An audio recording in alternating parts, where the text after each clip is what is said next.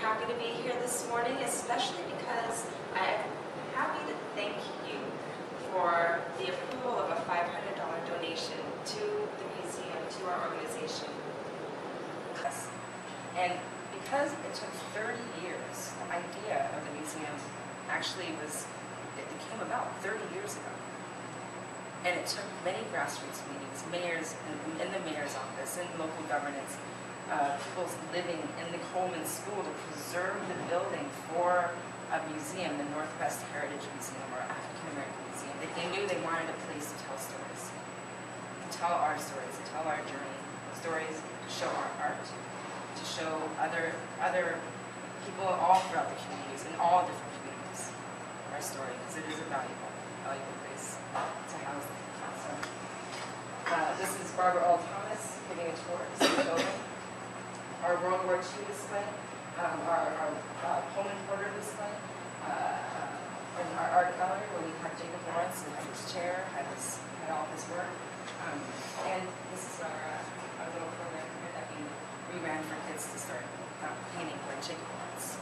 So we have a lot to offer. We've been offering a lot, and I encourage you to take some time to come up to the museum. Definitely focus on the Northwest. And this is the only place, we're a regional museum. So as a regional museum, this is the only place that we have these stories and exhibits about African Americans. This is the only place you can hear the story of George Washington Bush. The real story. Let me elaborate. George Washington Bush was the first African American settler to the Northwest. And not many people know that unless you come into the museum. You wouldn't know. Well, first of all, the name is catching.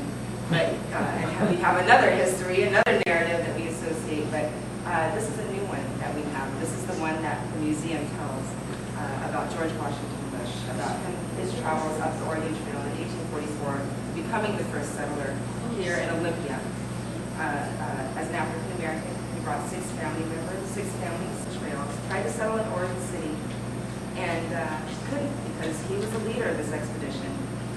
But he was African American. You couldn't buy land in that area if you're African American. So they moved up north, and scouts found a beautiful plot of land for them to settle in an area known as Olympia. And they did so. They plotted Bush Prairie. This would have our art exhibits. We started out with Jacob Lawrence and James Washington Jr. Now we have the quilters, and we have the Tacoma Civil Rights Struggle story right over on in the large gallery. So events take place there. A governor's event had taken place there, and we had all this wonderful history of Tacoma Civil Rights Struggle right amongst it. It was wonderful. So this is our journey, and most people, this is all buttressed, of course, by the Great Migration, our Great Journey. But when we focus on this area, we really had to concentrate on who was the first person up here. And this is the story that we tell also on our timeline. Is the first individual up to the Northwest that was of African descent. It was Marcus Lopez. This man, he came in 1788 with Spanish explorers. He was Cape Verdean. He was of African descent. Landed in Oregon, left Oregon. They went around. But we have a journey story for each and every individual that is on our timeline, that has come to the Northwest, where we start, where our journey started. All of us have a journey story. This is something that makes it more of a community that all of us do, regardless of color or displays in the museum, where people can open and close doors, can play music in our jukebox area, can press buttons to learn a little bit more and interact with the history.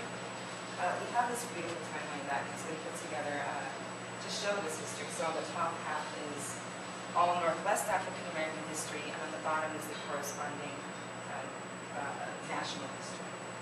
And then we talk about the activities and what people have done, community building, community service, community outreach, talking about the first African American firefighter, Claude Harris, and fire chief, and talking about the first office employee of Boeing, Clarice Spearman Minter.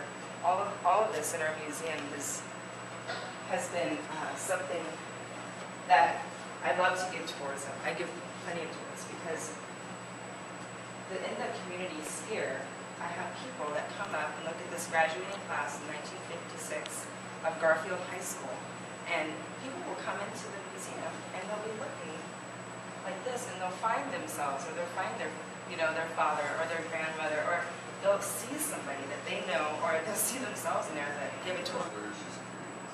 First Thursdays at the museum are free, and that's a wonderful time to come in. I give a lot of guided tours, but we have other docents who I've trained many docents to give tours throughout the museum of all the exhibits. This is our gem. This is our, we love it. This is our gem. This is where people can come in and do family research, do Ancestry.com, do family search, do all kinds of genealogy, family tree building. As a young man, he was on a whaling trip, sailed around through Panama, up to Alaska with a sailboat to do whaling. And he had a photograph on an ice, they were all on ice, of the crew from the boat, where they were, had the whale and they were, rendering this whale. And a lot of the people working were black. and he said, here's this picture. For him, it was just, so what? He said, oh gosh, tell me more about this picture, and all these men. And it's what were some of them, do you remember under their names, for example? He says, well, they didn't have names. Oh, we call them names, but they didn't have names. I'm thinking, I'm going, whoa, and, obviously Seattle had been a port of call, Some of these guys probably settled here. Oh, definitely. Without names, I don't think so. I mean, you talk about genealogy, how hard is that? It's extremely hard. Yeah. And, it is a people that settled here, like many people that came up to work on the railway from Seattle to Chicago. They called them Joe on the railway. Their application was on their names Joe, all of them, if they were African American. Looking up people through genealogy takes, if you're African American, if you're Native American, it takes a lot of time, especially because of the name changes, the slavery, that changed names and identities got shuffled. Gives them a sense of place. Gives our the cyber journey, I like to refer to it as. So people have started to help out. We have genealogists, volunteers in the room. Gallery talks. Our executive director and curator, Barbara Thomas, does plenty of those throughout the year based on the exhibits. And free First Thursdays, we've already started. So our first year has been a success based on some of the things that we wanted to establish.